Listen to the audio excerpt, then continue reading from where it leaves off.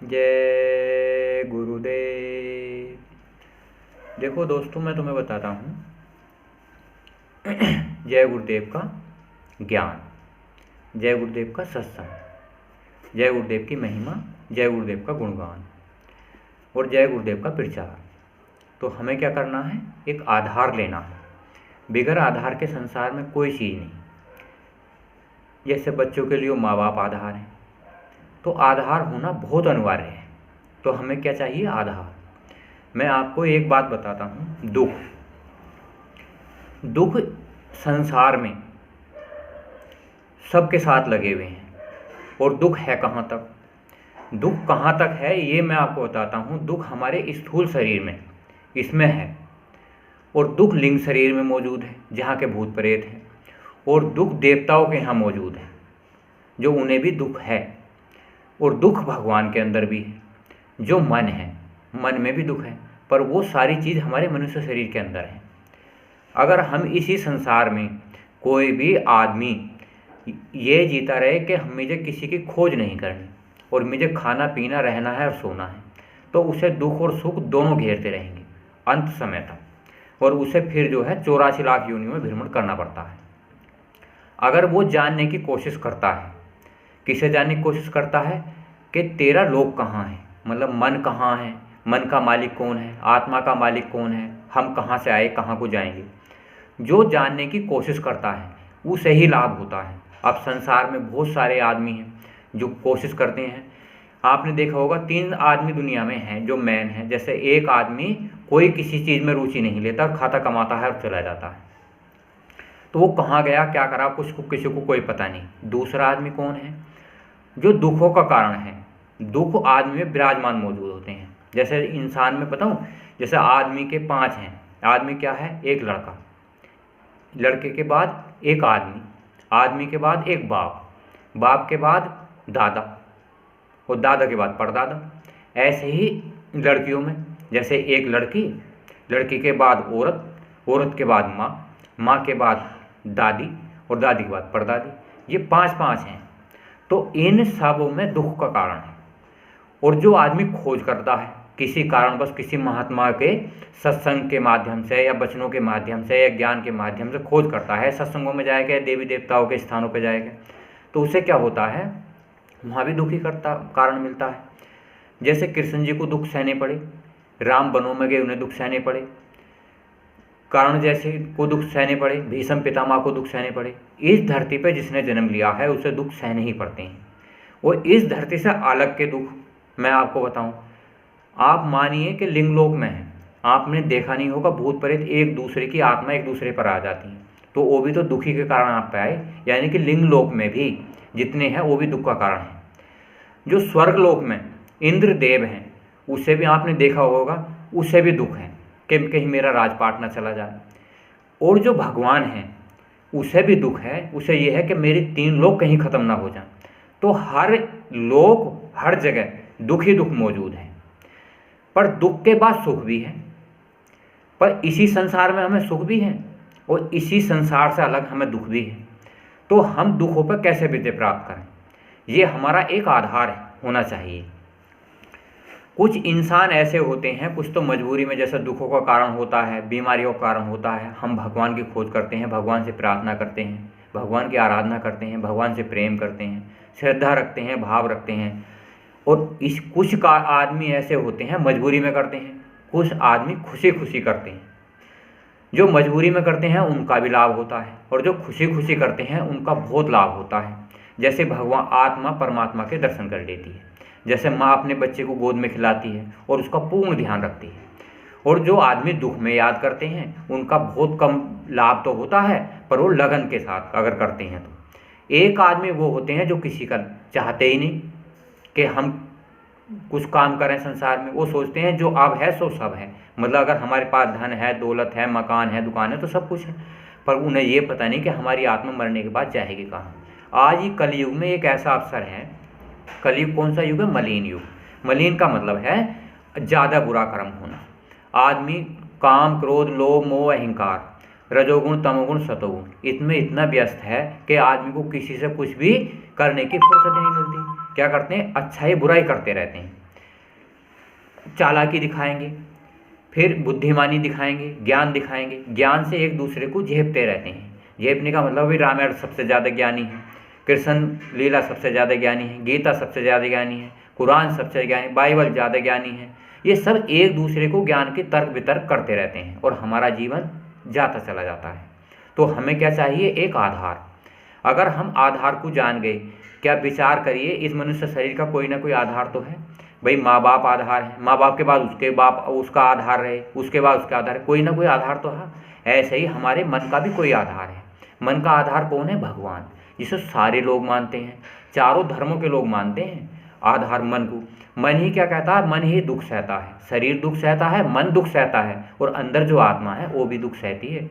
पर मन करोड़ों युगों तक अजर और अमर है। शरीर 100 वर्ष के लिए हो और आत्मा अजर और अमर है। अगर हम चाहते हैं इन दुखों के कारण से बच जाएं, तो हमें किसी सद्गुरु की सादगी और सद्गुरु की संगत में जाना चाहिए।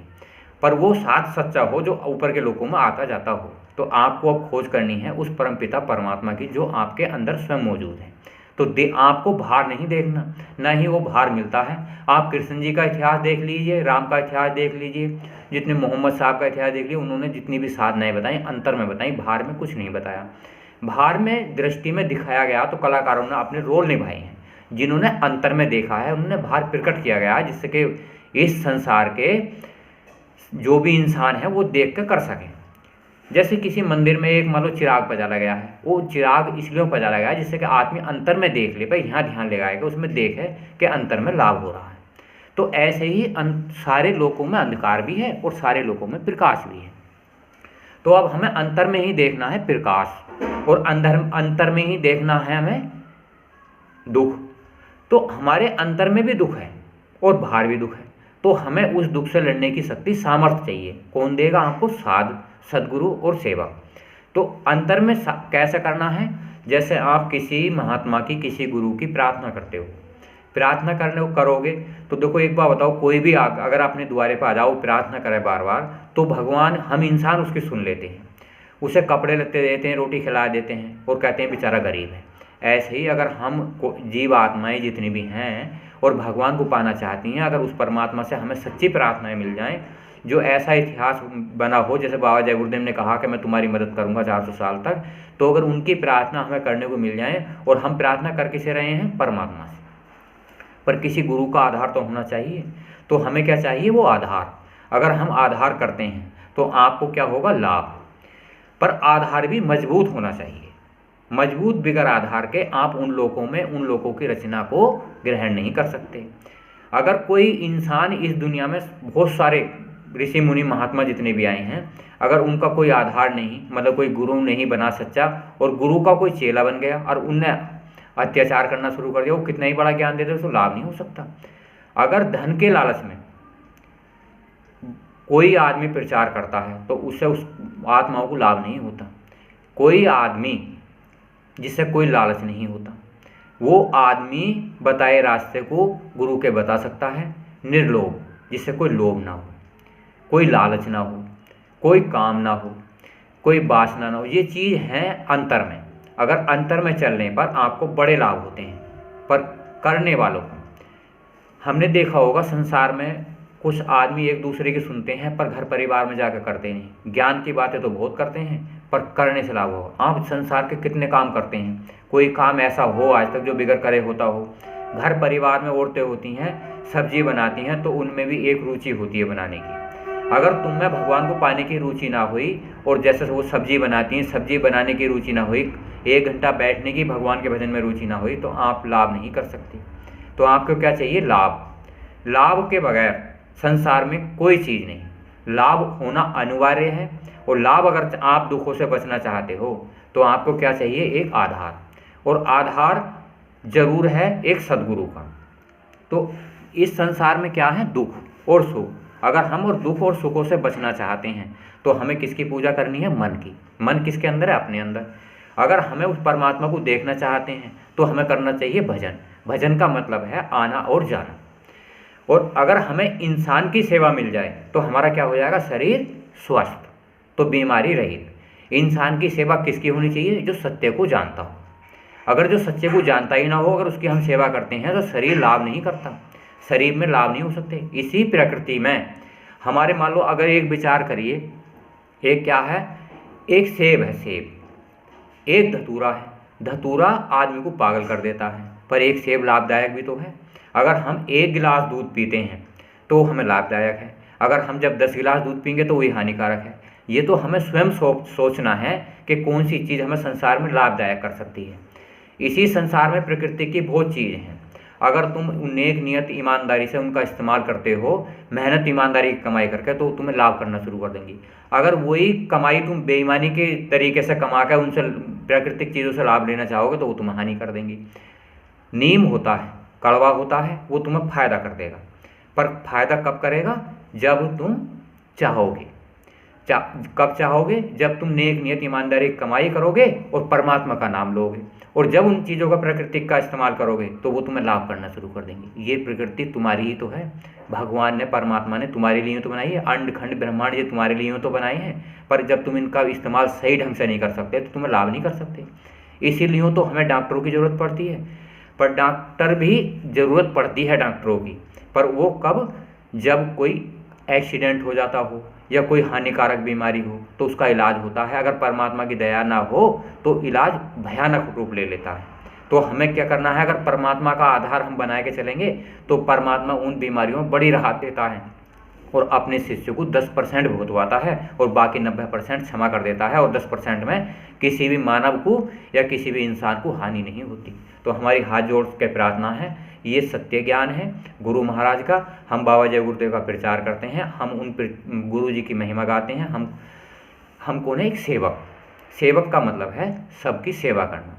हम मन से सेवा करते हैं, कुछ तन से सेवा करते हैं, कुछ धन से सेवा करते हैं, पर तीनों सेवा सर्वोपरि है। जय गुरुदेव।